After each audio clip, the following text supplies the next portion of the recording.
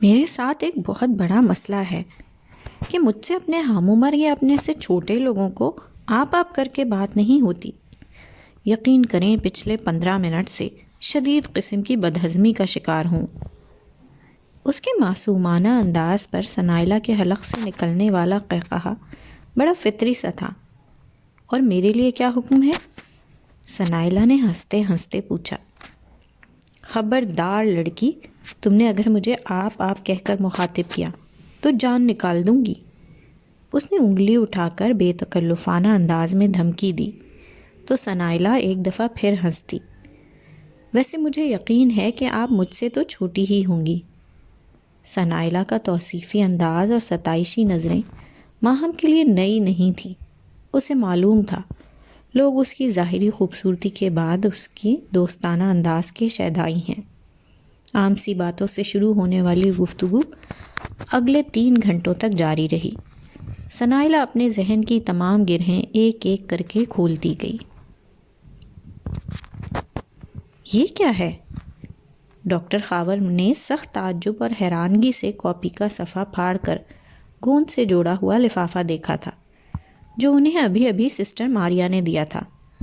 وہ اس وقت اپنے آفس میں آ کر ابھی بیٹھے تھے۔ سر، یہ کمرہ نمبر 8 کی مریضہ سکینہ نے خصوصی طور پر دیا تھا کہ آپ تک پہنچا دوں۔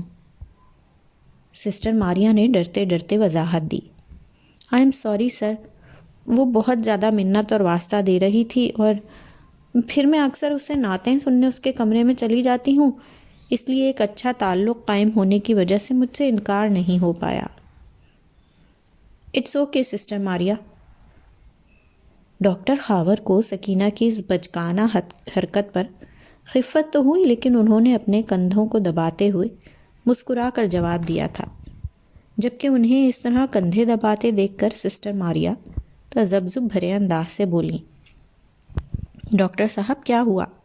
کیا زیادہ تھک گئے ہیں؟ ادھیڑ عمر سسٹر ماریا کو ڈاکٹر خاور میں ہمیشہ اپنے بڑے بھائی کی جھلک نظر آتی تھی، جن کا انتقال ایک خودکش دھماکے میں ہو گیا تھا۔ وہ اس بات کا اظہار کئی دفعہ ان کے سامنے بھی کر چکی تھیں۔ بس سسٹر ماریا، آج سرجری کچھ زیادہ ہی لمبی ہو گئی۔ 10 گھنٹے بعد باہر کی دنیا کی شکل دیکھی ہے، لیکن الحمدللہ مریض کی حالت بہت تسلی بخش ہے۔ ڈاکٹر خاور کی اس بات پر سسٹر ماریا نے مسکرا کر انہیں دیکھا تھا۔ وہ بہت اچھی طرح جانتی تھیں کہ سرجن خاور کو اپنے پروفیشن سے عقیدت کی حد تک عشق ہے۔ وہ دن رات کی تخصیص کیے بغیر کئی گھنٹے ماتھے پر بل لائے بغیر اپنا کام کرتے رہتے تھے۔ انسانیت کی خدمت کا جذبہ لگتا تھا کہ ان کے جسم میں لہو کے ساتھ گردش کرتا تھا۔ میں بہت شرمندہ ہوں، آپ مجھ سے ناراض نہ ہوں۔ سسٹر ماریا کے باہر جاتے ہی انہوں نے لفافہ کھولا تو اندر سکینہ کی بچگانہ سی لکھائی میں لکھا یہ جملہ پڑھ کر وہ مسکرا دیے۔ اس نے اردو میں جملہ لکھنے کے بعد نیچے ایک پھول سا بنا کر انگلش میں سوری لکھا تھا، جس کی اسپیلنگ میں غلطی پر نظر پڑتے ہی وہ بے ساختہ ہنس پڑے۔ کیا ہو گیا خاور صاحب؟ کون سا زعفران کا کھیت دیکھ لیا ہے جو یوں چپکے مسکرائے جا رہے ہیں؟ ڈاکٹر زویا، جو ابھی ان کے کمرے میں آئی تھیں، ان کو اکیلے بیٹھے ہنستے دیکھ کر خوشگوار حیرت کا شکار ہوئیں۔ یہ کیا ہے؟ ڈاکٹر خاور نے کاپی کا وہ صفحہ ان کی جانب بڑھایا تو وہ دیکھ کر جی بھر کر حیران ہوئیں۔ کچھ نہیں مائی ڈیئر، یہ روم نمبر 8 کی مریضہ سکینہ کا معذرت نامہ ہے، انہوں نے ہنستے ہوئے جواب دیا، لیکن ان کی بات پر ڈاکٹر زویا کے چہرے پر پھیلنے والی ناگواری بھی ان کی زیرک نگاہوں سے چھپ نہ سکی۔ یہ اس نے رقہ بازی کب سے شروع کر دی؟ مجھے تو آپ کی یہ مریضہ عجیب سی لگتی ہے، آپ پتہ نہیں کیوں اسے اتنی اہمیت دیتے ہیں۔ ڈاکٹر زویا کا موڈ ایک دم ہی خراب ہو گیا تھا، حالانکہ وہ بہت اچھے موڈ کے ساتھ ڈاکٹر خاور کے ساتھ کافی پینے آئی تھیں۔ کم آن زویا، اصل میں کاظمی کے چینل پر کوئی نعت کمپٹیشن ہو رہا تھا۔ میں نے سکینہ سے حصہ لینے کو کہا، لیکن وہ ان دنوں شدید قنوطیت کا شکار تھی۔ اس نے مجھے خاصے روڈ الفاظ میں انکار کر دیا تھا۔ اس کے بعد میں 2 دن بزی تھا، اس لیے راؤنڈ پر نہیں جا سکا اور وہ بیوقوف لڑکی سمجھی میں اس سے خفا ہوں۔ انہوں نے سادگی سے جواب دیا، جبکہ ڈاکٹر زویا کے دلکش چہرے کے زاویے ابھی تک بگڑے ہوئے تھے۔ اور جہاں تک سکینہ کو اہمیت دینے کی بات ہے، میں اپنے ہر مریض کو ایسے ہی اہمیت اور توجہ دیتا ہوں۔ آپ کو نہ جانے کیوں یہ بات عجیب لگی ہے، حالانکہ آپ تو مجھے شروع سے جانتی ہیں۔ ڈاکٹر خاور کا انداز ہنوز سادہ سا تھا۔ وہ کافی بنانے کے لیے اب الیکٹرک کیٹل سے پانی ڈال رہے تھے۔ آپ کو شروع سے جانتی ہوں، اسی لیے تو مجھے یہ بات بہت عجیب لگی ہے، کیونکہ وہ واحد پیشنٹ ہے جس کو آپ بکس لا کر دیتے ہیں، اس کو اس کی بیماری کے متعلق چھوٹی چھوٹی باتیں بتاتے ہیں، صبح و شام اس کی پروگریس پوچھتے ہیں۔ ایسے میں وہ کسی خوش فہمی کا شکار ہو جائے تو اس کا تو کوئی قصور نہیں ہے نا۔ ڈاکٹر زویا نے وہ سادہ سا کاغذ بڑی بے دردی سے میز پر اچھالا تھا۔ ڈاکٹر خاور نے ہکا بکا انداز کے ساتھ اپنے سامنے بیٹھی لڑکی کو دیکھا جو ان کی بہترین دوست ہونے کا دعویٰ کرتی تھی۔ آپ مانیں یا نہ مانیں، محترمہ نے یہ اپنی طرف سے لو لیٹر ہی لکھا ہے۔ ماشاءاللہ بہت فاسٹ جا رہی ہیں محترمہ۔ ڈاکٹر زویا کے تلخ لہجے پر سرجن خاور چونکے۔ استغفر اللہ زویا، یہ کہاں سے آپ کو لو لیٹر لگ رہا ہے؟ آپ بھی بعض دفعہ کمال کر جاتی ہیں۔ ان کے انداز میں ہلکی سی ناگواری جھلک پا کر ڈاکٹر زویا کچھ بے چین ہوئیں۔ وہ ڈاکٹر خاور کے والد کے بہترین دوست کی بیٹی تھی، اور وہ اور ڈاکٹر خاور انگلینڈ میں اکٹھے ہی پڑھتے رہے تھے، جس کی وجہ سے دونوں میں کافی بے تکلفی اور اچھی انڈرسٹینڈنگ تھی۔ وہ بھی کچھ عرصہ پہلے ہی پاکستان شفٹ ہوئی تھیں اور ڈاکٹر خاور کی درخواست پر ان کا وارڈ جوائن کیا تھا۔ ڈاکٹر زویا، کیا آپ مجھے اس قدر کمزور کردار کا حامل سمجھ رہی ہیں؟ آپ کے خیال میں کیا میں اپنی مریضہ کے ساتھ فلرٹ کر رہا ہوں؟ ان کے دو ٹوک انداز پر اور خصوصاً لہجے میں موجود بڑی واضح ناراضگی پر ڈاکٹر زویا کے ہاتھ پیر پھولے۔ انہوں نے بوکھلا کر سامنے اضطراری انداز میں پیپر ویٹ اپنے ہاتھ میں گھماتے ڈاکٹر خاور کو دیکھا، جن کو سال میں 1 آدھ دفعہ ہی غصہ آتا تھا، اور وہ اس قدر شدید ہوتا تھا کہ سامنے والے بندے کو حواس باختہ کر دیتا۔ اس سال کی وہ گھڑی آ ہی چکی تھی۔ I am sorry doctor Khawar. Doctor Zoya نے معاملے کو ختم کرنے کے لیے فوراً معذرت کی۔ آپ کے خیال میں آپ کے سوری کے الفاظ کیا میری اس تکلیف کا مداوع کر سکتے ہیں جو آپ کے منہ سے نکلنے والی تلخ بات کو سن کر میرے دل کو پہنچی ہے؟ وہ بڑی سرعت سے کھڑے ہوئے اور عجلت میں میز پر پڑا اپنا سیل فون اٹھایا اور ڈاکٹر زویا کو ہکا بکا چھوڑ کر برق رفتاری سے کمرے سے نکل گئے۔ موہد میرا بہترین دوست ہے۔ آج اچانک ہی ماہم کی ایک بات یاد آتے ہی اس پر قنوطیت کا دورہ پڑا تھا۔ ماں پچھلے 1 ہفتے سے آمنہ آپی کے پاس کینیڈا گئی ہوئی تھیں۔ ان کے ہاں بیٹا ہوا تھا اور عائشہ اپنی ایگزیبیشن کی تیاریوں میں مگن تھی۔ ایسے میں موہد رحیم کے پاس کرنے کے لیے کچھ بھی نہیں تھا۔ اب تو اس کے دوست بھی اس سے کترانے لگے تھے۔ موہد بابا، آپ کو کچھ چاہیے؟ خان سامہ نے اسے ویل چیئر کے ساتھ اپنے کمرے سے ڈرائنگ روم میں آتے دیکھ کر فکر مندی سے پوچھا۔ ہاں، تھوڑا سا زہر لا دو کہیں سے۔ اس کی اس قدر تلخ بات پر وہ ہکا بکا رہ گیا، جبکہ موہد اپنی ویل چیئر کو گھسیٹتا ہوا باہر لے گیا تھا۔ سامنے لان میں جتنے خوشنما پھول کھلے ہوئے تھے، ان سے بھی زیادہ ویرانی اس کے دل کے آنگن میں چھائی ہوئی تھی۔ غلط کہتے ہیں لوگ کہ بہار کے آتے ہی دل کے موسم بدلنے لگتے ہیں۔ ایک زہر میں بجھی ہوئی بات نے اس کے ذہن کا احاطہ کیا۔ ساری دنیا ہی خود غرض اور مطلبی لوگوں سے بھری ہوئی ہے۔ جب تک آپ کے قدم مضبوطی سے جمے رہتے ہیں، ساری دنیا آپ کی دسترس میں ہوتی ہے۔ جیسے ہی آپ کے پاؤں زمین سے تھوڑا سا بھی اکھڑتے ہیں، لوگ آپ کو دھکا دے کر آگے نکل جاتے ہیں، اور آپ منہ کے بل گرے بس یہی سوچتے رہتے ہیں کہ آپ کے ساتھ یہ سب کس طرح ہوا، کس نے کیا اور کیوں کیا۔ لیکن افسوس، صد افسوس، آپ کے پاس ان سوالوں کا کوئی جواب نہیں ہوتا۔ اس کے اندر باہر ہر طرف تلخی میں لپٹا مایوسی کا دھواں تھا، جس میں اسے ہر چہرہ ہی بدنما لگ رہا تھا۔ زندگی اسے بہت عجیب موڑ پر لے آئی تھی۔ وہ موہد رحیم تھا، جسے ہارس رائڈنگ اور کار ریسنگ کا کریز تھا۔ وہ لیفٹیننٹ جنرل عبد الرحیم کا وہ خوبرو وجاہت کا حامل اکلوتا بیٹا تھا، جس کے قدموں کے نیچے روز کئی لڑکیوں کے دل ٹوٹتے تھے۔ وہ ایک شان استغنا کے ساتھ ان پر نظر ڈالے بغیر ماہم منصور کی زلفوں کا اسیر تھا۔ اسی ماہم منصور کے پاس اپنے بہترین دوست کے لیے کوئی ٹائم نہیں تھا۔ وہ ساری دنیا کی نفسیاتی گتھیاں سلجھاتے سلجھاتے اپنے ایک دوست کو بری طرح الجھا گئی تھی۔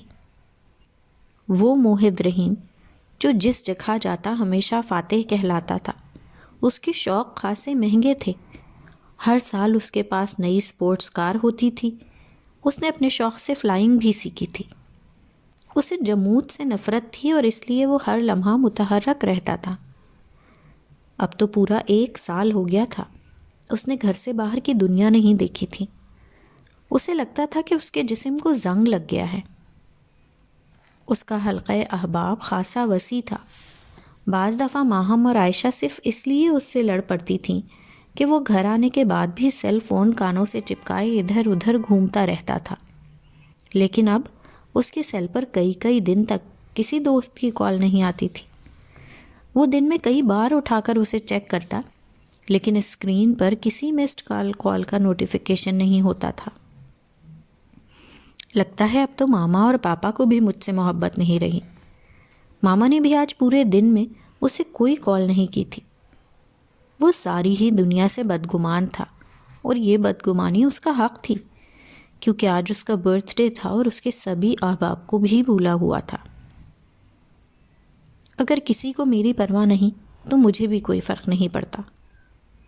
اس کی آنکھوں کے کنارے خواہ ہی بھیگے۔ کیوں فرق نہیں پڑتا؟ اور اگر فرق نہ پڑتا تو کیا تم اس طرح بیٹھے سب کو یاد کر کے سوگ منا رہے ہوتے؟ اس کے اندر سے کسی نے اس کا مذاق اڑایا۔ کاش کہ سارو دنیا ہی مایا کیلنڈر کے مطابق ختم ہو جاتی اور میں یہ منحوس اجاڑ اور ویران دن دیکھنے سے بچ جاتا۔ ابھی ایک اور زہریلی سوچ نے اس کا دامن پکڑا تھا۔ کاش کہ اس بم دھماکے میں میرا آدھا جسم نہ بچتا۔ چلو میرے گھر والے مجھے شہید سمجھ کر خود کو تسلی سے تو دے دیتے، اس طرح میں ہر روز مرنے سے تو بچ جاتا۔ موہد نے آنکھیں بند کیں تو ایک اور بدنما سوچ نے اس کی انگلی پکڑ لی۔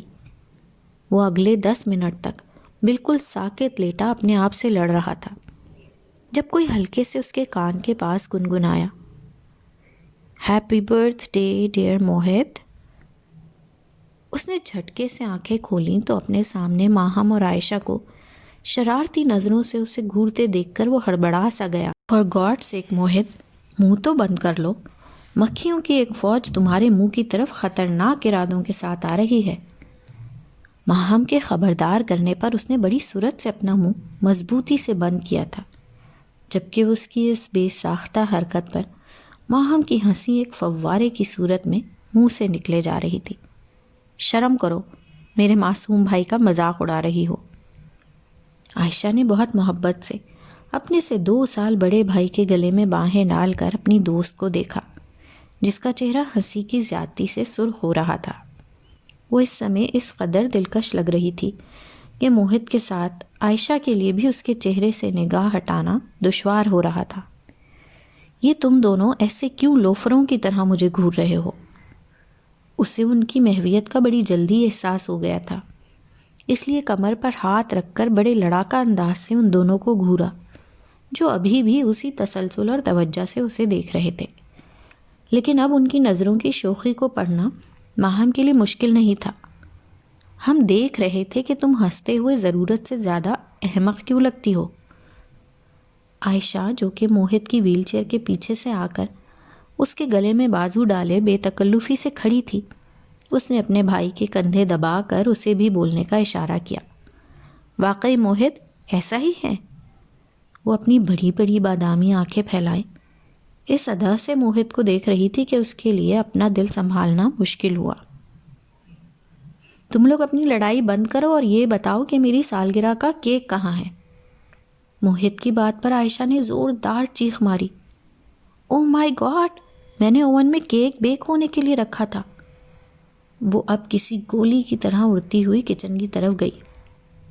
آرام سے جاؤ، تمہارا بلیک فارسٹ کیک اب تک تو کالا پتھر بن چکا ہوگا، سنبھال کر رکھ لینا، سر پھوڑنے کے کام آئے گا۔ ماہم نے اسے بلند آواز میں چھیڑا۔ ماہم، تم بہت بدل گئی ہو یار، موہت نے اسے آنکھوں کے ذریعے اشارہ کرتے ہوئے کہا۔ وہ چونکی۔ اس کی ستواں آنکھ میں ڈائمنڈ کی نوز پن موہت نے بڑے غور سے دیکھی تھی۔ یہ اس نے پچھلے سال ماہم کی سالگرہ پر اسے گفٹ کی تھی۔ میں نہیں بدلی موہت، تم ضرورت سے زیادہ حساس ہو گئے ہو۔ ماہم نے اپنے بالوں میں ہاتھ پھیرتے ہوئے سنجیدگی سے اس کی تصحیح کی۔ ہر سال سب سے پہلے تم مجھے برتھ ڈے وش کرتی تھی نا؟ تمہیں کیا پتا، صبح 12 بجے سے لے کر اب تک کوئی 1,00,000 دفعہ اپنے سیل فون کو چیک کر چکا ہوں کہ شاید تمہارا کوئی ٹیکسٹ میسج یا کوئی کال آئی ہو اور مجھے پتہ نہ چلا ہو۔ اس کی زبان سے زیادہ اس کی آنکھیں بول رہی تھیں، جن میں ہلکا ہلکا دکھ ہلکورے کھا رہا تھا۔ مجھے یقین ہے کہ تم نے ایسا ہی کیا ہوگا، اور مجھے یہ بھی پتہ ہے کہ اس عرصے میں کوئی ہزاروں دفعہ تم بدگمان بھی ہوئے ہوگے، دل میں شکووں کی ایک فصل بھی کھڑی کر لی ہوگی، زہریلی سوچوں کے کئی درخت بھی تمہارے دل کی سرزمین پر اگائے ہوں گے، اور تم نے ان کو خوب پانی بھی دیا ہوگا، ہے نا؟ وہ اس کے بالکل سامنے دونوں بازو سینے پر باندھے بڑی گہری نظروں سے دیکھ رہی تھی۔ تم ایسا کیوں کرتے ہو موہت؟ اس کے لہجے میں ہلکی سی ناراضگی جھلکی۔ ایک لمحے میں بدگمانی کی اینک سے دیکھ کر سارے کیے کرائے پر پانی پھیر دیتے ہو۔ ہماری تم سے محبت کیا اتنی کمزور اور ناپائیدار ہے جو تمہیں فوراً دھندلی نظر آنے لگتی ہے؟ وہ اس کی آج فل کلاس لینے کے موڈ میں تھی۔ تم پلیز مجھ سے کسی اور کی بات مت کرو، آج صرف اور صرف اپنی محبت کی بات کرو۔ میری سماعتوں نے بہت عرصے سے کوئی خوبصورت لفظ نہیں سنا، میرے دل کی بنجر زمین پر کافی دنوں سے کوئی پھول نہیں کھلا۔ مجھے لفظوں کی ضرورت ہے جو مجھے توانائی دے سکیں، زندگی گزارنے کے لیے کوئی جواز دے سکیں۔ کیا تم مجھے چند الفاظ کی خیرات دے سکتی ہو؟ موہت نے بڑے بے بس انداز میں اسے دیکھا جو یک ٹک اسے دیکھے جا رہی تھی۔ موہت، ہم بہت اچھے دوست ہیں یار، وہ ہلکا سا گلا کھنکار کر بولی۔ فار گاڈ سیک ماہم، مجھے دھوکہ مت دو۔ ہمارے درمیان 1 سال پہلے تک اس دوستی سے بڑھ کر بھی بہت کچھ تھا۔ ہم نے لفظوں میں اسے ڈھالنے کی اگر ضرورت نہیں سمجھی تو اس کا مطلب یہ نہیں ہے کہ میں یا تم ایک دوسرے کو پاگل بنا رہے تھے۔ گھنٹوں ہماری سیل فون پر گفتگو رہتی، تم اور بھائی عائشہ ایسے ہی بھاگ بھاگ کر ہر ویکینڈ پر مجھ سے ملنے ایبٹ آباد نہیں آتی تھیں۔ ہمارا سارا سوشل سرکل جانتا تھا کہ تمہارے اور میرے درمیان کچھ خاص ہے۔ وہ آج نہ جانے کیوں پھٹ پڑا تھا۔ ماہم کے چہرے پر ناگواری کی ایک ہلکی سی لہر دوڑی۔ تم کیا چاہتے ہو موہت؟ خطرناک سنجیدگی سے 2 ٹوک انداز میں ماہم نے پوچھا۔ تمہیں چاہتا ہوں، اور اس گمشدہ چاہت کی تلاش میں ہوں جو شاید میری ویل چیئر کے نیچے آ کر کچلی گئی ہے۔ اس کا چہرہ سرخ ہوا اور وہ اب اپنی ویل چیئر پر تیز تیز ہاتھ مارتا ہوا اسے اندر لے کر جا رہا تھا۔ ماہم وہیں کھڑی اس کے جملے کی تلخی کو فضاؤں میں تحلیل ہوتے دیکھ رہی تھی۔ اماں، یہ آخر ابا کے ساتھ مسئلہ کیا ہے؟ سکینہ نے ہاتھ میں پکڑا ڈائجسٹ تپائی پر رکھ کر جھنجھلا کر کہا۔ پتر، مجھے آج تک تیرے ابے دی اولاد کی ککھ سمجھ نہیں آئی تو اس کی کیا خاک آئے گی؟ اماں نے اس کی فائل میں موجود رپورٹوں کو سیدھے کر کے لگاتے ہوئے طنزیہ جواب دیا تھا۔ ان کا بھی آج صبح سے مزاج برہم تھا، نرس سے ان کی خواہ لڑائی ہو گئی تھی۔ کیا ہے اماں، تو میرے اوپر وار کرنے کا کوئی موقع ہاتھ سے نہ جانے دیا کر۔ اس کی ناراضگی سے زیادہ اماں کو اس کی گفتگو میں لفظ وار پر ہنسی آئی تھی۔ واہ میری دھی، بھلا کوئی ڈائن ماں ہوگی جو اپنی ایک ایک اولاد پر وار کرے گی۔ اماں نے اینک لگا کر فائل کو غور سے دیکھا۔ اماں فائل تو ایسے دیکھ رہی ہے جیسے کوئی وڈی ڈاکٹرنی لگی ہو، اور رکھ دے اس کو، اس میں سے کچھ نہیں نکلنا۔ سکینہ نے بیزاری سے ڈائجسٹ کھول لیا، جبکہ اماں نے اپنی اینک کو ناک کی پھنگ پر لگاتے ہوئے اینک سے ذرا اوپر سے اس کا جائزہ لیا۔ وہ 1 ماہ میں بہت بدل گئی تھی۔ ہر وقت شکر گزاری اور صبر کرنے والی لڑکی کے منہ سے نکلنے والے گلے شکوے جمیلہ مائی کو بہت دکھی کرتے تھے، اور وہ ہر وقت اللہ سے اپنی نمانی دھی کی پکڑ نہ کرنے کی دعائیں کرتی تھی۔ اے سکینہ پتر، ہوڑ کی گیا ہے؟ جمیلہ مائی نے بیٹی کے بیزار چہرے کو غور سے دیکھتے ہوئے اب کے قدری نرمی سے پوچھا۔ اس کی بات پر سکینہ نے ہاتھ میں پکڑا ڈائجسٹ پلنگ پر پٹخا۔ اماں، یہ ابا آج کل جب بھی آتا ہے نا، اپنے ساتھ اس بیر کے منہ والے جاجی کو کیوں لے آتا ہے؟ زہر لگتا ہے مجھے۔ سکینہ کی بات پر جمیلہ مائی کا منہ ہکا بکا رہ گیا۔ اس نے سخت ناراضگی سے سکینہ کے چہرے پر پھیلی بیزاری کو دیکھا۔ نی سکینہ، تیرا دماغ ٹھیک ہے پتر؟ تیرے چاچے کا ایکو ایک پتر ہے جاجی۔ ایک تو وہ تیرے ابے کے ساتھ اتنا لمبا سفر کر کے آتا ہے، ورنہ سکھر سے اسلام آباد کا سفر وہ بڈھی جان اکیلا کیسے کرے؟ اوپر سے نواب زادی کے مزاج ہی نہیں ملتے۔ سکون کریا کر کڑیے، سکون۔ جمیلہ مائی نے کرسی پر بیٹھتے ہوئے بڑی خفگی سے کہا تھا۔ اس کی بات پر سکینہ کو مزاج سوا نیزے پر پہنچ گیا تھا۔ اماں، تو نے اور ابے نے قسم کھا رکھی ہے کہ جو چیز سکینہ کو بری لگے گی وہ تو ضرور کرنی ہے۔ وہ سخت بدگمان ہوئی۔ لو، کر لو گل۔ جمیلہ مائی نے ناک پر انگلی رکھ کر سخت تعجب سے بیٹی کا برہم چہرہ دیکھا۔ پتر، تجھے دودھ پلاتے ہوئے میں نے ہمیشہ قرآن کی صورتیں پڑھی تھی، ایک ایک قطرے میں اللہ کی محبت کو شامل کیا تھا۔ جس دل میں اللہ اور اس کے رسول کی محبت ہو، وہاں اللہ کے بندوں کے خلاف اتنا زہر تو نے کیسے بھر لیا؟ جمیلہ بائی کی بات میں کچھ وزن تو تھا جو وہ کچھ لمحوں کے لیے بالکل چپ کر گئی۔ بس اماں، مجھے وہ اچھا نہیں لگتا۔ اپنی چھوٹی چھوٹی آنکھوں میں ڈھیروں ڈھیر سرما ڈال کے آ جاتا ہے۔ اس نے ڈائجسٹ اپنے منہ پر رکھتے ہوئے شکایتی لہجے میں کہا تھا۔ اس کی بات پر جمیلہ مائی نے اپنے اندر اٹھتی اشتعال کی لہر کو بڑی مشکل سے دبایا۔ سکینہ پتر، ایک گل کی تو مجھے آج سمجھ لگ ہی گئی ہے۔ جمیلہ مائی کی بات پر سکینہ نے ڈائجسٹ بیزاری سے پیچھے کر کے اماں کا سنجیدہ چہرہ دیکھا۔ اس کی سوالیہ نظروں کے جواب میں اماں نے بڑے سرد لہجے میں جواب دیا۔ جب سے تو نے اللہ کے بنائے ہوئے لوگوں میں نقص نکالنے شروع کیے ہیں نا، تب سے لوگوں نے بھی تیرا زیادہ مذاق اڑانا شروع کر دیا ہے۔ یہ اللہ کی سزا ہے تیرے لیے۔ اب خبردار، تو نے نرسوں کے مخول کا برا منایا۔ جب تو لوگوں کو بیر کے منہ والا اور اللہ کی بنائی ہوئی آنکھوں کی نکی نکی کہہ کر مذاق کرے گی تو تجھے بھی اللہ سے شکوہ کرنے کا کوئی حق نہیں۔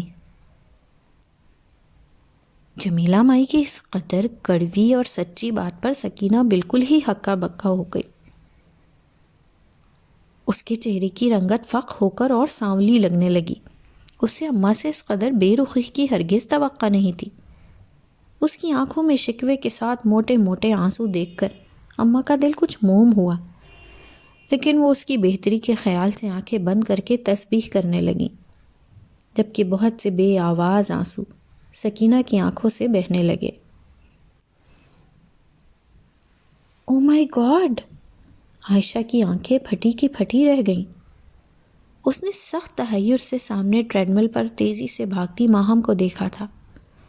بلو ٹریک سوٹ میں اونچی سی پونی کیے سفید جاگرز کے ساتھ وہ پچھلے 30 منٹ سے الیکٹرک ٹریڈ مل پر بھاگ بھاگ کر ٹماٹر کی طرح سرخ ہو رہی تھی۔ وہ اپنی صحت اور فٹنس کے معاملے میں بلا کی کانشیس تھی، اور ہر روز 1 گھنٹہ بلا ناغہ ایکسرسائز اس کی زندگی کا بہت عرصے سے معمول تھا۔ کبھی کبھی عائشہ اس کا ساتھ دیتی تھی، لیکن پھر تھک ہار کر کاؤچ پر بیٹھ کر اس سے باتیں کرتی رہتی تھی۔ آج کل رامس کسی جاب کے انٹرویو کے لیے کراچی گیا ہوا تھا، اس لیے ماہم کی باتوں میں اس کا ذکر کم ہی ہوتا تھا۔ تم نے کیا بتایا کہ مشہور و معروف ادیبہ ثنائیہ زبیر تمہارے پاس آئی تھیں؟ عائشہ سخت تجسس سے اس کی ٹریڈ مل کے پاس آن کھڑی ہوئی۔ اس کے چہرے پر ٹھانٹے مارتا تعجب اور اشتیاق ماہم کو مسکرانے پر مجبور کر رہا تھا۔ وہ اپنی سارے دن کی رودات جب تک عائشہ کو سنا نہیں لیتی تھی اسے سکون نہیں آتا تھا۔ آج بھی اس نے ڈائجسٹ ادب کی دیوانی کو جب یہ بات بتائی تو وہ تب سے بے چین تھی۔ یار مجھے یقین نہیں آ رہا کہ اتنی اچھی مصنفہ کو بھی کوئی مسئلہ ہو سکتا ہے۔ عائشہ نے ٹریڈ مل کی طرف جھک کر برن ہوئی کیلوریز کی تعداد پڑھتے ہوئے کہا۔ کیوں؟ وہ انسان نہیں؟ ماہم کا سانس پھولنے لگا تھا۔ یار انسان تو ہیں، لیکن یہ ادبی لوگ تو مجھے کسی اور ہی دنیا کی مخلوق لگتے ہیں۔ ایسا لگتا ہے وہ ہر قسم کی خامیوں سے مبرہ بڑے ہی خاص لوگ ہوتے ہوں گے۔ عائشہ ہر قسم کے ادب کی دیوانی اور کسی حد تک تصوراتی دنیا کی باسی تھی۔ ایسا نہیں ہے مائی ڈیئر، تم جیسے کریزی قارئین ہی تو ہوتے ہیں جو اپنے ذہن میں ان افراد کے بلند و بالا بت بنا لیتے ہو جو ذرا سی ٹھیس لگنے پر ٹوٹ کر زمین پر آ گرتے ہیں۔ تب تم لوگوں کو رونے کے لیے کوئی کونا میسر نہیں آتا۔ وہ ہنستے ہوئے عائشہ کا مذاق اڑا رہی تھی، جس نے آگے بڑھ کر ٹریڈ مل کا سوئچ آف کر دیا۔ یار مشین بند کیوں کر دی؟ وہ سخت خفگی سے عائشہ کو دیکھ رہی تھی، جس کے چہرے پر کمال کی بے نیازی تھی۔ کچھ خوف خدا کرو، 80 سے زائد کیلوریز تم برن کر چکی ہو، اب اور کتنا گھوڑوں کی طرح بھاگو گی؟ شرافت سے نیچے اترو۔ پتہ نہیں تمہیں اور سمان آپی کو کس چیز کا کمپلیکس ہے، جو ہر وقت خود کو کبھی پولر تو کبھی جم میں اور کبھی گھر میں وقتہ ڈالے رکھتی ہو۔ عائشہ سخت بیزار ہوئی۔ یار سمن آپی سے یاد آیا، انہیں ایک بڑے اچھے چینل سے ایک شو کی آفر آئی ہے اور وہ سنجیدگی سے اس کو قبول کرنے کے بارے میں سوچ رہی ہیں۔ ماہم نے تولیے سے منہ صاف کرتے ہوئے عائشہ کو اپنی اکلوتی بہن درِ سمن کے بارے میں بتایا، جو کہ ڈینٹسٹ ڈاکٹر تھیں۔ ان کی شادی عائشہ کے ہی فرسٹ کزن سے ہوئی تھی۔ واٹ؟ عائشہ کو سن کر ہی سخت شوق لگا۔ سمن آپی کو کیا ضرورت پڑی ہے ان فضولیات میں پڑھنے کی؟ اچھا خاصا اپنا کلینک چلا رہی ہیں وہ، اور پھر انصر بھائی کیا ان کو اجازت دے دیں گے؟ عائشہ کو تو سن کر ہی بہت عجیب لگا تھا۔ ان کے خاندان میں دور دور تک بھی کوئی شوبز میں نہیں تھا، اور اسے پتا تھا کہ اس کی خالہ کے گھر میں یہ بات سخت ناپسند کی جائے گی۔ یار ان فضولیات سے لوگ آج کل جتنا پیسہ بنا رہے ہیں نا، وہ اور کسی ذریعے سے نہیں بن سکتا۔ مجھے تو اس میں کوئی قابل اعتراض بات نہیں لگتی۔ ماہم نے پائن ایپل جوس گلاس میں انڈیلتے ہوئے صاف گوئی سے کہا۔ میرے خیال میں پیسے کی تو انصر بھائی کے خاندان میں بھی کوئی کمی نہیں، پھر سمن آپی کا اپنا کلینک بھی زبردست چل رہا ہے۔ عائشہ نے جوس کا گلاس پکڑتے ہوئے ماہم کو یاد دلایا تھا، جو خود بھی بڑی نزاکت سے ایک ایک گھونٹ کر کے جوس پی رہی تھی۔ بھائی پیسہ تو جتنا بھی ہو کم ہی ہوتا ہے، اور تمہیں پتا تو ہے ہم دونوں بہنوں کا لائف سٹائل ہی ایسا ہے کہ جتنا بھی پیسہ ہو ہم لوگوں کے چونچلے ختم ہی نہیں ہوتے۔ ماما پاپا نے ہماری پرورش ہی اس سٹائل سے کی ہے۔ ماہم کے فخریہ انداز پر عائشہ نے تعصب بھرے انداز سے اسے دیکھا تھا، جس کی بعض باتیں اسے بے حد ناگوار گزرتی تھیں، لیکن اپنی واحد دوست ہونے کے ناطے وہ انہیں نظر انداز کر دیتی۔ سارے ہی والدین اپنے بچوں کو اپنی اپنی بساط کے مطابق ناز و نعوم سے پالتے ہیں، لیکن انسان کی اپنی خواہشات کا بیگ ہلکا رکھنا ضروری ہوتا ہے، ورنہ اس کا بھاری پن کبھی کبھی انسان کو خاصی مشکل میں ڈال دیتا ہے۔ عائشہ کی بات پر ماہم کھلکھلا کر ہنسی۔ یار تم بھی اپنی پسندیدہ رائٹر کی طرح بہت اوکھی باتیں کرتی ہو۔ ماہم نے ٹشو سے اپنے منہ کو صاف کرتے ہوئے اس کا مذاق اڑایا۔ کیوں؟ میری پسندیدہ رائٹر نے کون سی مشکل بات کہہ دی؟ جو ایک ذہین و فتین سائیکالوجسٹ کو سمجھ نہیں آ رہی۔ وہ بھی کون سا کسی سے کم تھی، اس نے بھی موقع پر ہی حساب برابر کیا تھا۔ اس کے طنزیہ انداز پر ماہم بے ساختہ ہنسی۔ مائی گاڈ عائش، تم نے کیسے کسی ظالم سسرال والوں کی طرح مجھے تانے دینے شروع کر دیے ہیں۔ اس کی بات پر عائشہ نے بھی مسکراتے ہوئے جوس کا گلاس خالی ٹرے میں رکھا اور سامنے کاؤچ پر بے تکلفی سے لیٹی ماہم کو غور سے دیکھا، جو خود بھی زیر لب مسکرا رہی تھی۔ ویسے یار ثنائلہ زبیر دیکھنے میں کیسی لگتی ہیں؟ ان کی تصویر کبھی بھی کہیں شائع نہیں ہوئی۔ عائشہ کی سوئی ابھی بھی اپنی فیورٹ مصنفہ میں اٹکی ہوئی تھی، جن سے ملنے کا اسے بے حد اشتیاق تھا۔ اس کی بات پر ماہم نے برا سا منہ بنایا۔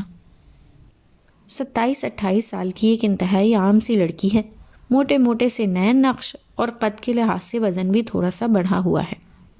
اگر تم مائنڈ نہ کرو تو سادہ سے الفاظ میں اس کے بارے میں یہ کہا جا سکتا ہے کہ بہت خوبصورت الفاظ تخلیق کرنے والی ایک انتہائی عام شکل کی عام سی لڑکی ہے، لیکن لفظوں کا استعمال بڑی مہارت اور دلکشی سے کرتی ہے۔ واقعی وہ عام سی شکل و صورت کی حامل ہیں؟ عائشہ کو سخت تعجب ہوا۔ ہاں نا، ڈریس سینس بھی بالکل نہیں ہے۔ ماہم کو اچانک یاد آیا، آج کل کے دور میں کون شلوار قمیص پہنتا ہے؟ محترمہ نے تنگ پائچوں کے ساتھ گھٹنوں کے اوپر تک قمیص پہن رکھی تھی۔ حالانکہ آج کل تو شیطان کی آنت جیسی لمبی لمبی شرٹس چل رہی ہیں، اور محترمہ اس دور میں دقیانوسیت کا چلتا پھرتا اشتہار لگ رہی تھی۔ ماہم نے ہنستے ہوئے ان کا مذاق اڑایا تو عائشہ کو سخت برا لگا تھا۔ خیر، اب شلوار قمیض پہننے والے کو ہم دقیانوسی تو نہیں کہہ سکتے، یہ تو ہر ایک کی پسند ناپسند ہوتی ہے۔ ان کو یہ درویشوں والے لمبے لمبے چوغے اور ٹراؤزر نہیں پسند ہوں گے۔ عائشہ نے ان کی سائیڈ لیتے ہوئے موجودہ دور کے فیشن پر بھی طنز کیا تھا۔ اس کی بات پر ماہم ہنس پڑی۔ یار تمہاری پسندیدہ مصنفہ کے ساتھ مسئلہ بھی بہت عجیب و غریب ہے۔ ماہم بڑے جوش کے ساتھ اٹھ کے بیٹھ گئی۔ اس کی بات پر فوراً چونکی اور سوالیہ نظروں سے اسے دیکھا۔ اچھا، وہ کیا؟ عائشہ نے سخت حیرت سے پوچھا۔ وہ بہت خوبصورت الفاظ کے ساتھ بہت پیارے کردار تخلیق کرتی ہیں۔ میں نے ان کے اپوائنٹمنٹ کی تاریخ کے بعد صرف اور صرف ان کی شخصیت کو سمجھنے کے لیے ان کے کچھ ناول پڑھیں۔ اس میں کوئی شبہ نہیں کہ وہ انتہائی محبت کے ساتھ ہی اپنی کہانیاں تحریر کرتی ہیں۔ ماہم کے ستائشی انداز پر عائشہ بھی اختیار مسکرا دی۔ اپنی پسندیدہ رائٹر کے لیے اس کی پسندیدگی عائشہ کو اچھی لگی۔ تم نے ان کا ناول محبت روح کا درما پڑھا ہے؟ ماہم نے تجسس بھرے انداز میں پوچھا تو عائشہ نے فوراً اس بات میں سر ہلا دیا۔ ہاں، وہی نا جس کا ہیرو سکندر شاہ ہے، جو کسی یونانی دیوتا کی طرح وجیح اور خوبصورت ہوتا ہے۔ عائشہ نے یاد دلایا۔ ہاں ہاں وہی، اسی کا تو سارا مسئلہ ہے۔ ماہم پراسرار طریقے سے مسکرائی۔ کیوں، کیا ہوا؟ عائشہ اس کی مسکراہٹ پر الجھ سی گئی۔ سکندر شاہ ایک فرضی کردار تھا جسے اس ناول کی مصنفہ نے بہت محنت، توجہ اور لگن کے ساتھ تخلیق کیا تھا۔ ان کا یہ ناول 3 سال تک ایک ڈائجسٹ میں چلتا رہا اور اس نے مقبولیت کے کئی ریکارڈ توڑے ہیں، ہے نا؟ ماہم کی بات پر اس نے تائیدی انداز سے سر ہلایا اور بڑے غور سے اسے دیکھا، جو مسلسل مسکرا رہی تھی۔ ہاں تو پھر مسئلہ کیا ہے؟ مسئلہ یہ ہے کہ اس ناول کی مصنفہ کو اپنے ناول کے اس فردی کردار کے ساتھ محبت ہو گئی ہے۔ ماہم کی بات پر عائشہ کا دماغ بھگ کر کے اڑا، جبکہ منہ حیرت کی انتہا پر پہنچ کر کھلا کا کھلا رہ گیا تھا۔ اس نے سخت بے یقینی سے ماہم کا مسکراتا چہرہ دیکھا۔ ایسے کیسے ہو سکتا ہے؟ عائشہ کا تعجب اور حیرانی کم ہونے میں ہی نہیں آ رہی تھی۔ اس بات نے ثنائلہ صاحبہ کی ساری زندگی کو ڈسٹرب کر کے رکھ دیا ہے۔ وہ شدید پریشانی کا شکار ہیں اور ان سے اب ایک لفظ بھی نہیں لکھا جا رہا۔ مجھے یقین ہے کہ یہ میری پروفیشنل زندگی کا ایک اور دلچسپ اور حیران کن کیس ہوگا۔ ماہم نے ایک لمبی انگڑائی لیتے ہوئے عائشہ کو اطلاع دینے کے انداز میں بتایا تھا، جو ابھی تک حیرانی کے سمندر میں غوطے لگاتے ہوئے سوچ رہی تھی، یہ کیسے ممکن ہے کہ انسان کو اپنے ہی تخلیق کیے ہوئے ایک فرضی کردار سے محبت ہو جائے، جبکہ ماہم اس سے بے نیاز اپنے سیل فون پر رامز کے آئے ہوئے ٹیکسٹ میسج کو بہت غور سے پڑھ رہی تھی، جس نے اسے کراچی سے لکھ کر بھیجا تھا۔ کبھی شبوں کے اداس آنگن میں یاد اترے، یا چاندنی اپنے بال کھولے، کواڑ کے روزنوں سے جھانکے، کتاب کھولو تو میرا عکس جھلملائے، ستارہ پلکوں پہ جگمگائے۔ کبھی جو کمرے کی کھڑکیوں سے ہوا کا جھونکا گلاب رت کی نوید لائے، تو جان لینا میں تمہیں یاد کر رہا ہوں۔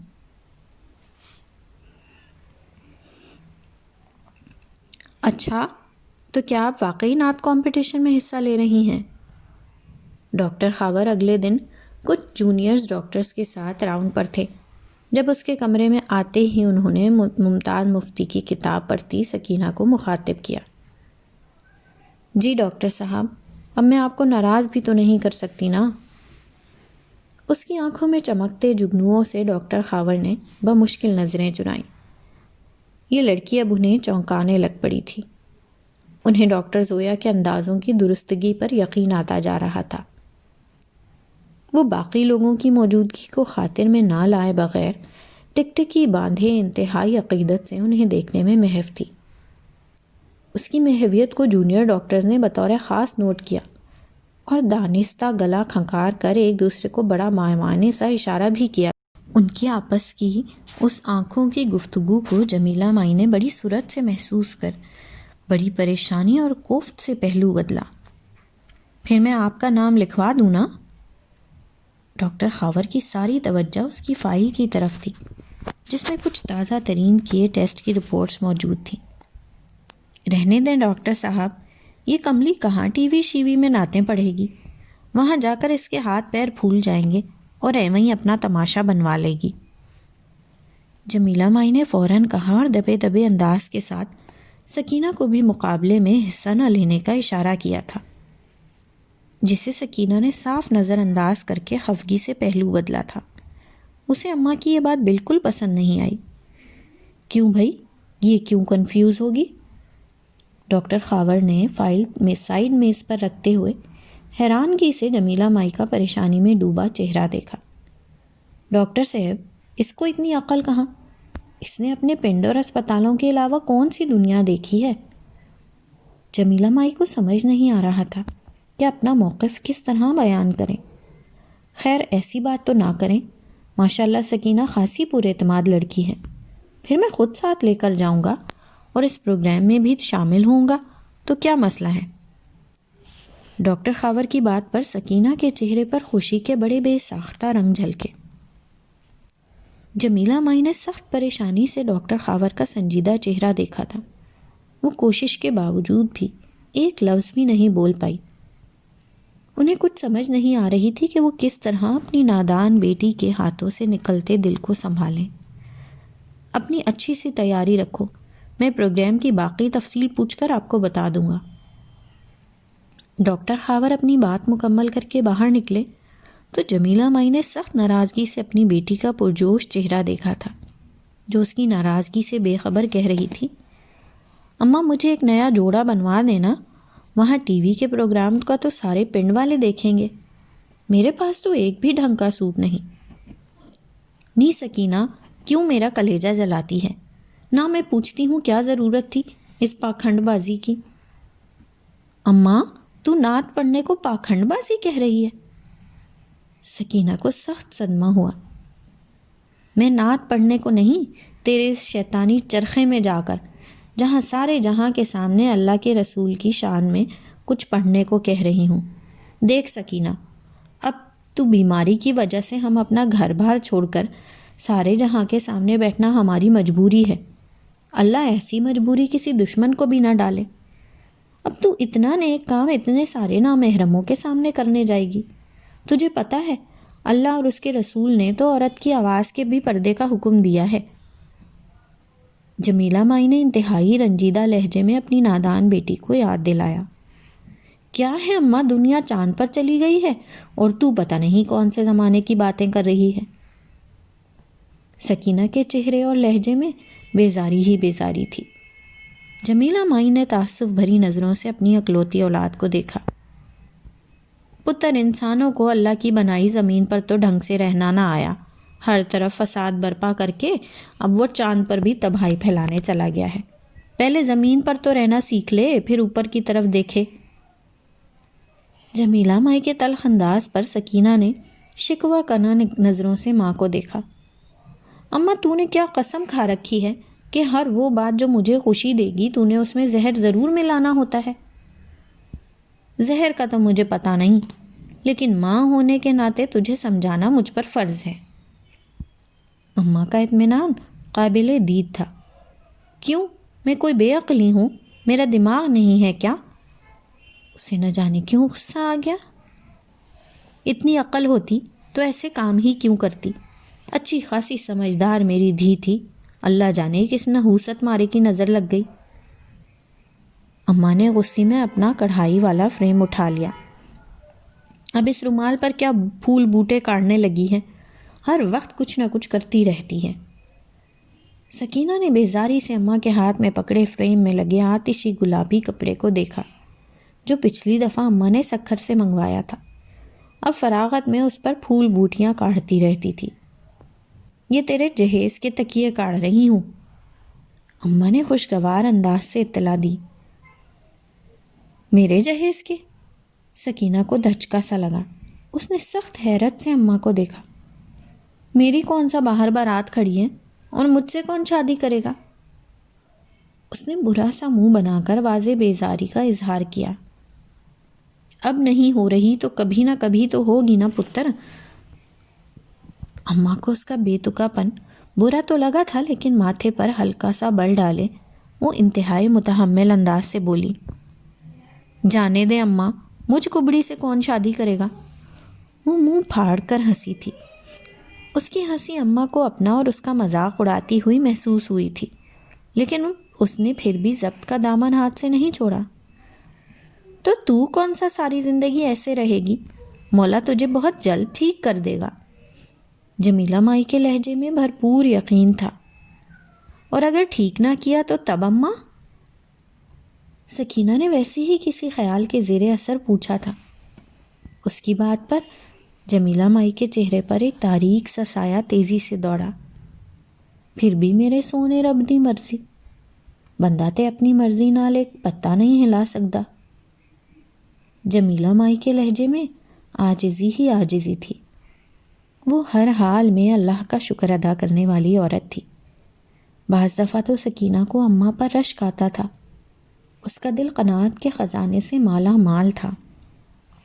پھر اماں، تیری دھی سے کون بیاہ کرے گا؟ سکینہ نے یوں ہی اماں کو چھیڑا۔ بھئی تیرا رشتہ جتھے طے ہے، ان کو تیری بیماری سے کوئی مسئلہ نہیں۔ اماں کے سادہ سے انداز نے اسے جھٹکا دے کر منہ کے بل گرا دیا۔ سکینہ کی ہنسی نے حلق میں ہی دم توڑ دیا۔ میرا رشتہ؟ سکینہ ششدر سی رہ گئی۔ اس کے ہکا بکا انداز پر اب ہنسنے کی باری اماں کی تھی۔ ہاں، تیرا رشتہ، جو ہم نے تیرے پیدا ہونے سے پہلے ہی کر دیا تھا۔ اماں کیسی باتیں کر رہی ہے؟ وہ بالکل ہی بوکھلا گئی۔ اس کے لیے یہ بات بالکل انوکھی تھی۔ ہاں نا، جاجی کے ساتھ۔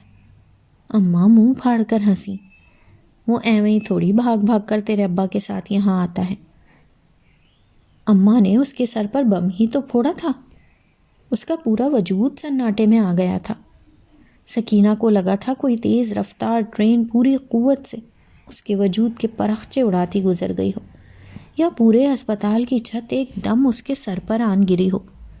اس نے پہلی دفعہ اماں کے منہ سے ایسی عجیب و غریب بات سنی تھی، اس لیے پھٹی پھٹی نگاہوں سے انہیں دیکھتی رہ گئی۔ آپ سوچ بھی نہیں سکتی کہ میں کس قدر اذیت کے سمندر میں ہوں۔ میرے اندر تخلیق کا آتش فشاں سا ہے، لیکن میرے لفظ مجھ سے روٹھ گئے ہیں۔ میں ایک لفظ بھی نہیں لکھ سکتی۔ اس کی آواز پست ہوتے ہوتے مدھم ہو گئی۔ اس کی آنکھوں سے ٹپکتی وحشت سے ماہم نے بمشکل نظریں چنائیں۔ میں قلم اٹھا کر بس بے معنی سی لکیریں کھینچتی رہتی ہوں۔ مجھے لکھنا ہی بھول گیا ہے۔ اس کی آواز میں نمی کی آمیزش بڑھی۔ آپ سوچ بھی نہیں سکتی کہ کسی ادیب کے لیے کتنا کربناک مرحلہ ہوتا ہے جب سوچیں اور خیال دماغ میں ادھم مچا رہے ہوں اور قلم لکھنے سے انکاری ہو جائے۔ وہ بہت اچھی طرح اس کی تکلیف کو سمجھ سکتی تھی، اس لیے خاموشی سے اسے سن رہی تھی۔ اس کے چپ کرنے پر وہ بولی، لیکن ایسا کیوں ہو رہا ہے ثنائلا؟ ماہم کے انداز میں محبت ہی محبت تھی، اسی ایک شخص کی وجہ سے۔ ماہم نے ثنائلا کی بات کے جواب میں اس کی طرف دیکھا تو اسے محسوس ہوا کہ جیسے سامنے کسی وہم کے جال میں الجھی پریشان حال فاختہ بیٹھی ہو۔ وہ میرے دل و دماغ میں دھرنا ڈال کے بیٹھ گیا ہے۔ مجھے لگتا ہے کہ جیسے وہ میرے خون میں شامل ہو کر شریانوں میں دوڑنے لگا ہے۔ وہ میری آنکھ کی بستی میں کوئی نیا موسم اترنے ہی نہیں دیتا۔ ماہم نے کافی سے لبریز کپ کی اوپری سطح سے سر اٹھا کر اسے دیکھا۔ وہ اپنی آنکھیں ہتھیلی کی پشت سے صاف کر رہی تھی۔ میں اس کی قربت کے سنہری موسموں کو محسوس کر سکتی ہوں۔ اس کی نرم انگلیوں کا پور ابھی میرے بالوں میں ہے۔ اس کی آنکھ میں لرزتے ہوئے اقرار کی لو میں دیکھ سکتی ہوں۔ وہ کہیں نہیں ہے لیکن وہ ہر جگہ ہے۔ ماہم کو لگا جیسے وہ نیند میں بول رہی ہو۔ اسے خبر ہی نہیں ہوگی کہ کوئی اس کی فرقت کے جھلستے موسموں کی شدتوں کو سہ رہا ہے۔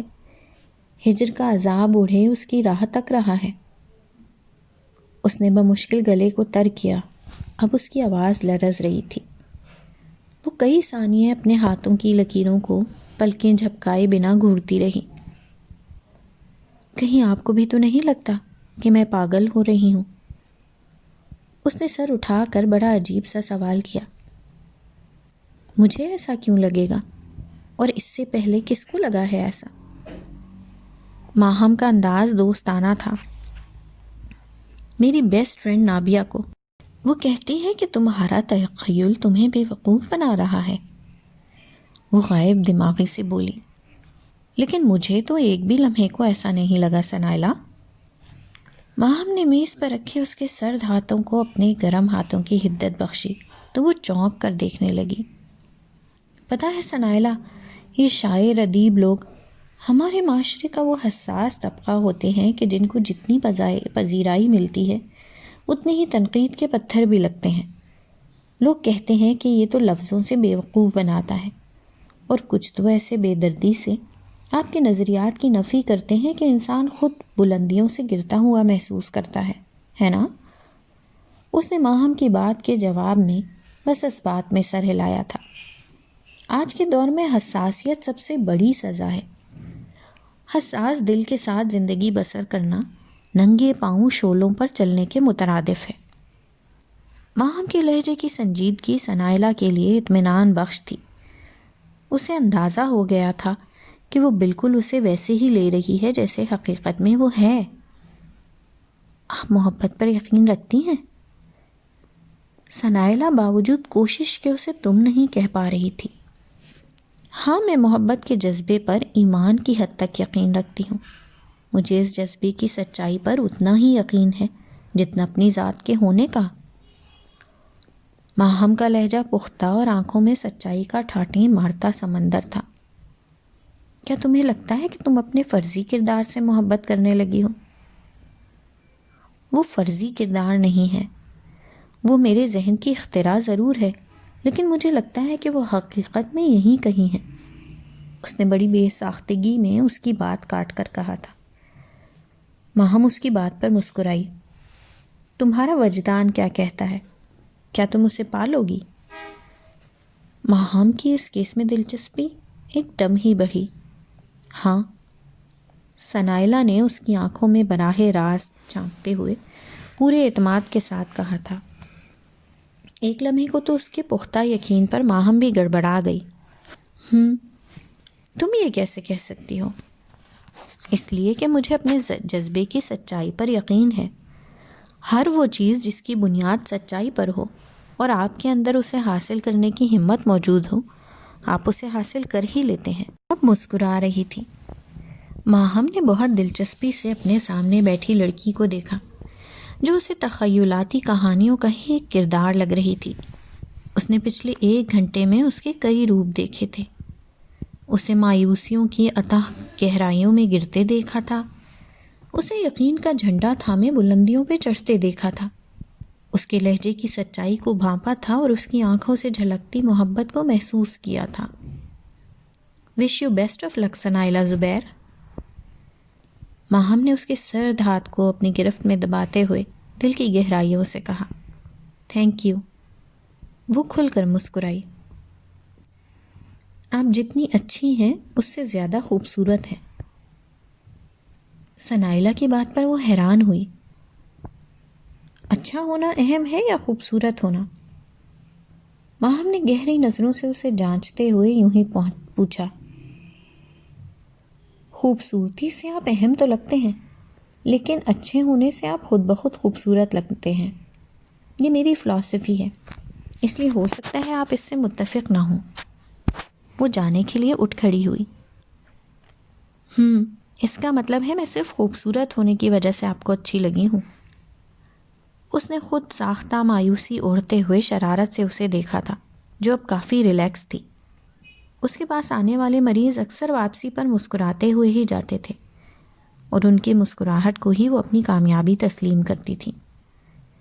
نہیں، آپ اچھی ہیں، اسی لیے مجھے زیادہ خوبصورت لگتی ہیں۔ سنائلہ آپ کھل کر مسکرائی۔ Thank you.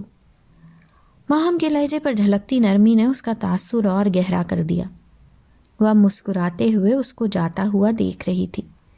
یہ اس کا سنائلہ کے ساتھ تیسرا سیشن تھا، لیکن اسے اندازہ ہو گیا تھا کہ ابھی بہت سی گرہیں کھلنا باقی ہیں۔ وہ دیکھنا چاہتی تھی کہ انسان کا تخیل آخر کتنا طاقتور ہوتا ہے کہ اسے اپنے ذہن میں تخلیق کی ہوئی چیزیں مجسم صورت میں نظر آنے لگیں۔ اس نے کافی کا خالی کپ میز پر رکھ کر رامس علی کی فائل کو اٹھایا۔ اس کے ساتھ اس کا اگلا سیشن اگلے ہفتے تھا۔ وہ انٹرویو دے کر آ چکا تھا اور ماہم کو آخری فون پر ہونے والی گفتگو میں وہ کچھ الجھا سا لگا تھا۔ اس کے ڈراؤنے خوابوں کا سلسلہ ایک دفعہ پھر شروع ہو گیا تھا، جس کی وجہ سے وہ کافی پریشان تھا اور ماہم کو اندازہ تھا کہ اسے ابھی کافی سارے سیشنز کی ضرورت ہے۔ میں تمہیں بہت زیادہ مس کرتا ہوں۔ اس کے آخری ٹیکسٹ پر ماہم کے دل کی دھڑکن نہ جانے کیوں بے ربط ہوئی۔ لگتا ہے کہ مجھے بھی عائشہ رحیم کے ساتھ ایک کڑاکے دار سیشن کی ضرورت ہے۔ اس سوچ کے ابھرتے ہی وہ بے ساختہ ہنس پڑی۔ اسی لمحے اس کے سیل فون پر آنے والی کال نے اس کی توجہ اپنی جانب مبذول کروا دی۔ اس نے سر جھٹک کر سنائلہ زبیر کی کال اٹینڈ کرنے کے لیے سبز بٹن دبایا۔ ماہم، میں نے ابھی ابھی اسے دیکھا ہے۔ دوسری جانب اس کی آواز میں خوشی کی وجہ سے کپکپاہٹ نمایاں تھی۔ کسے دیکھا ہے؟ وہ حقیقتاً کچھ لمحوں کے لیے اس کی بات بالکل بھی سمجھ نہیں پائی۔ سکندر شاہ کو۔ وہ شاید کسی مارکیٹ میں تھی، اس لیے اس بلند آواز میں بول رہی تھی۔ کیا؟ ماہم کا دماغ پھک کر کے اڑا۔ جی، وہ بالکل وہی تھا، جناح سپر میں ہونڈا سیوک گاڑی پر۔ گاڑی 1 منٹ کے لیے سگنل پر رکی۔ میں فٹ پاتھ پر تھی اور وہ مجھ سے صرف چند گز کے فاصلے پر تھا۔ وہ بھی مجھے دیکھ کر چونکا تھا۔ وہ اسے نہ جانے کون سی داستانیں امیر حمزہ سنا رہی تھی۔ ماہم اس کی آخری بات پر بری طرح چونکی۔ اس کے لہجے کی سچائی گواہ تھی کہ وہ جھوٹ نہیں بول رہی۔ وہ اتنی دور بیٹھے ہوئے بھی اس کی حالت کا اندازہ لگا سکتی تھی۔ سنائلہ کی سانسیں غیر ہموار تھیں۔ وہ دائیں بائیں موجود لوگوں سے بے نیاز جوش اور جذبات سے چیخ رہی تھی۔ بائی گاڈ، میں نے اسے ابھی ابھی یہاں ہی دیکھا ہے۔ اس کا انداز ابھی بھی بے ربط سا تھا۔ اب کہاں ہے وہ؟ ماہم نے اس کی بات کاٹ کر روانی سے پوچھا، لیکن دوسری جانب شاید نیٹ ورک کی خرابی کی وجہ سے کال کٹ سی گئی تھی۔ اس میں سے آنے والی ٹوں ٹوں کی آواز اس کے دماغ میں ہتھوڑی کی طرح برسی تھی۔ آپ میرا یقین کریں ماہم، اس نے ناخنوں سے میز کی سطح کو کھرچتے ہوئے عجیب سا اصرار کیا۔ میں نے سکندر شاہ کو خود اپنی آنکھوں سے دیکھا تھا۔ وہ 100% وہی تھا۔ سنائلہ زبیر 1 گھنٹے کے بعد ہی ماہم کے کلینک میں تھی، اس کے چہرے پر جہاں کچھ پا لینے کی چمک تھی وہیں کچھ کھو دینے کا دکھ بھی ٹھاٹھیں مار رہا تھا۔ کال کٹ جانے کے بعد اس نے دوبارہ فون پر بات کرنے کے بجائے کلینک میں جانا زیادہ مناسب سمجھا تھا۔ ہو سکتا ہے ثنائلہ وہ آپ کا وہم ہو، ماہم نے اس کے اضطراری انداز میں کی جانے والی حرکت کو غور سے دیکھتے ہوئے کہا۔ ناممکن، ایسا ہو ہی نہیں سکتا۔ اس نے سر کو جھٹک کر سختی سے ماہم کی بات کو رد کیا۔ وہ میرا وہم نہیں تھا، وہ ایک بھرپور یقین کی طرح میرے سامنے تھا۔ مجھ سے چند فٹ کے فاصلے پر وہ سیاہ رنگ کی ہونڈا سیوک میں تھا۔ گاڑی سگنل پر رکی تھی اور روڈ کراس کرتے ہوئے میں نے اسے دیکھا تھا۔ وہ گاڑی کی پچھلی سیٹ پر ٹیک لگائے تھکے ہارے انداز سے براجمان تھا۔ اس کی آنکھوں میں عجیب سی وحشت اور چہرے پر پھیکا پن تھا۔ اس نے پورے منظر کی جزیات بتائی تھیں۔ تم کیسے کہہ سکتی ہو کہ وہ وہی تھا؟ ہم نے جھینپ کر استفسار کیا۔ کمال کرتی ہیں آپ۔ وہ تھوڑا سا برا منا گئی۔ میں نے اس کردار کو خود تخلیق کیا تھا۔ وہ پورے 3 سال تک میرے قلم کی نوک کے نیچے رہا ہے۔ میں اس کے سبھی چہرے پہچانتی ہوں۔ اس کی بات پر ماہم کی آنکھوں کی حیرانی میں یخلق کمی ہوئی۔ وہ جیسے اس کی بات سمجھ گئی تھی۔ ماہم نے سر اس بات میں ہلایا۔ اگر وہ وہی تھا تو یقین رکھو اس چھوٹے سے شہر میں وہ تمہیں پھر کہیں نہ کہیں نظر آ جائے گا۔ ماہم کی تسلی پر وہ بمشکل مسکرائی، لیکن اس کا سارا وجود اداسی اور مایوسی کی قبا اوڑھے ہوئے تھا۔ آپ سوچ بھی نہیں سکتی کہ اس ایک بات نے میری ساری زندگی کو ڈسٹرب کر کر رکھ دیا ہے۔ میں کچھ بھی نہیں کر پا رہی۔ میں نے ایک سلسلے وار ناول درمیان میں ہی ادھورا چھوڑ دیا ہے۔ بے بسی اس کے ہر انداز سے عیاں تھی۔ وہ ہونٹوں کو کچلتے ہوئے اپنی آنکھوں کے آگے تنی چادر کو بمشکل دھکیلنے لگی۔ ادھورے پن کا کرب وہی محسوس کر سکتا ہے جس نے دنیا کے میلے میں اپنے کسی بہت پیارے کو کھو دیا ہو۔ میری زندگی کے کیلنڈر میں ہر تاریخ پر مایوسی کا سیاہ حاشیہ لگتا جا رہا ہے۔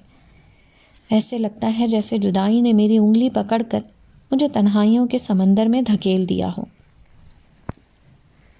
میں تمہارے احساسات و جذبات کو اچھی طرح سمجھ سکتی ہوں ثنائلہ۔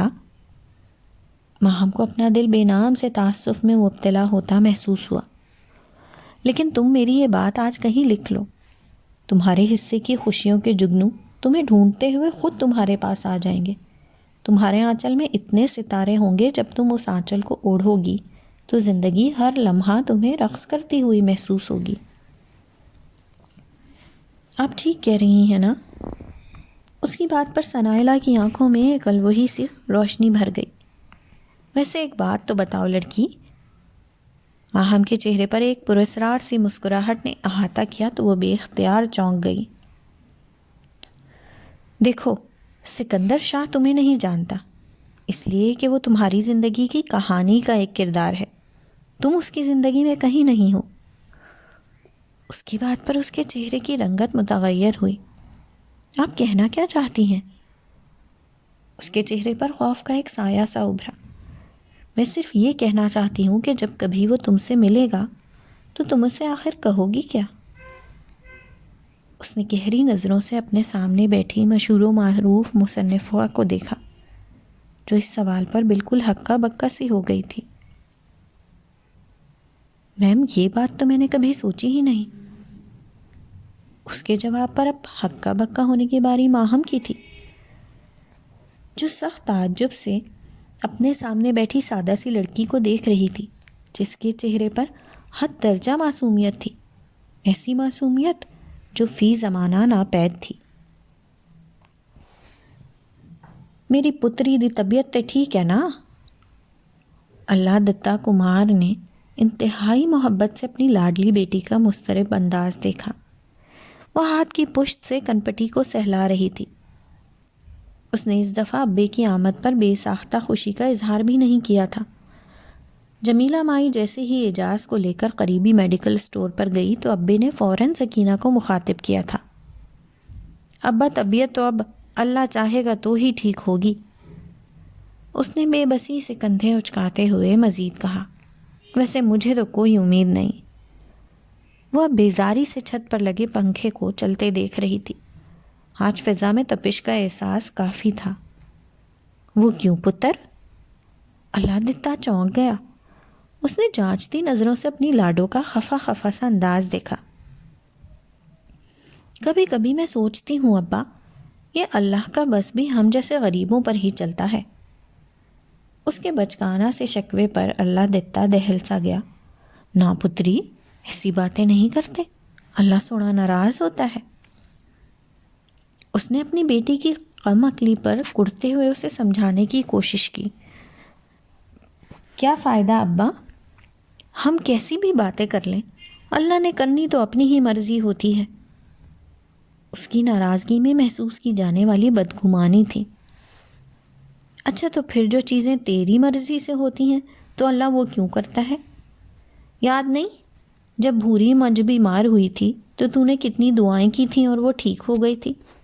اور جب ہمارے سیلاب والے دن ہمارا پنڈ بہنے سے بچ گیا تھا تب بھی تو نے کہا تھا نا کہ تیری دعا قبول ہوئی ہے۔ ابے کی بات پر وہ لاجواب ہوئی۔ ہاں ابا، اللہ کبھی کبھی میری کچھ دعائیں پوری کر دیتا ہے، لیکن وہ ہمیشہ ایسا نہیں کرتا۔ اس نے اعتراض کا ایک اور نقطہ نکال ہی لیا تھا۔ اس کی مصلحتیں ہیں پتر، وہی جانتا ہے، بس تو دعا مانگنا نہ چھوڑا کر، چاہے وہ دعا پوری کرے یا نہ کرے۔ اس نے سخت حیرت سے ابے کو پرسکون چہرہ دیکھا۔ اللہ خیر سکھ رکھے پتری، سونا رب ضرور اپنا کرم کرے گا۔ ابے کے لہجے کا یقین بھی سکینہ کے چہرے پر مسکراہٹ لانے میں ناکام رہا تھا۔ چل چھوڑ ساری باتوں کو، وہاں پنڈ میں سارے لوگ تیرا بڑا پوچھتے ہیں۔ شیدے حلوائی نے میری دھی کے لیے خاص دیسی گھی کے پیڑے بھیجے ہیں، اور زینب مائی نے اپنے گھر کے دیسی بیر۔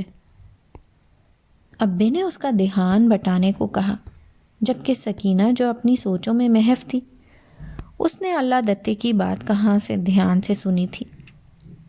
ابا ایک گل تو بتا۔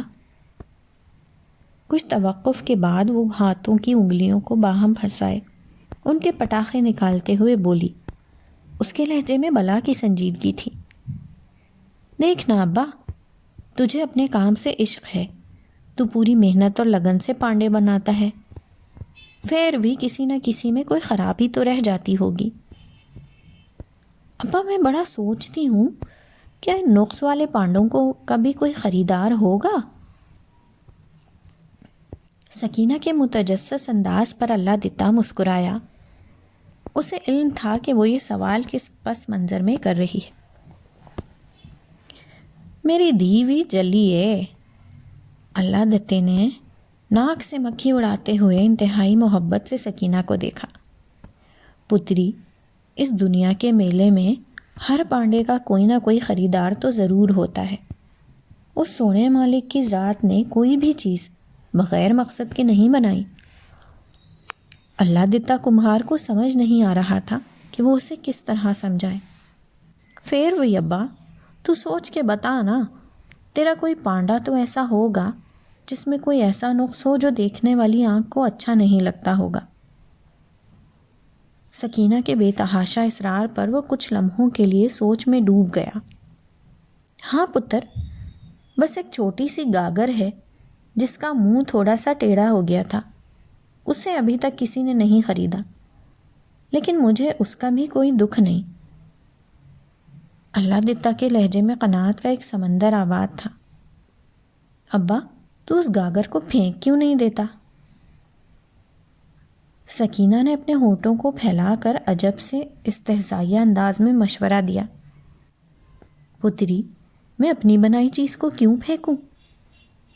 اللہ دتا کو اپنی بیٹی کی بات ناگوار تو گزری، لیکن اس نے تحمل کا دامن ہاتھ سے نہیں چھوڑا۔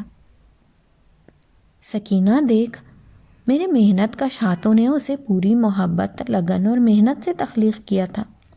میں اپنی بنائی ہوئی چیز کو کسی اور کی نظر سے نہیں دیکھتا، وہ 1000 بد شکلی ہو، لیکن مجھے تو اچھی لگتی ہے، اس لیے مجھے کسی اور سے کیا لینا دینا۔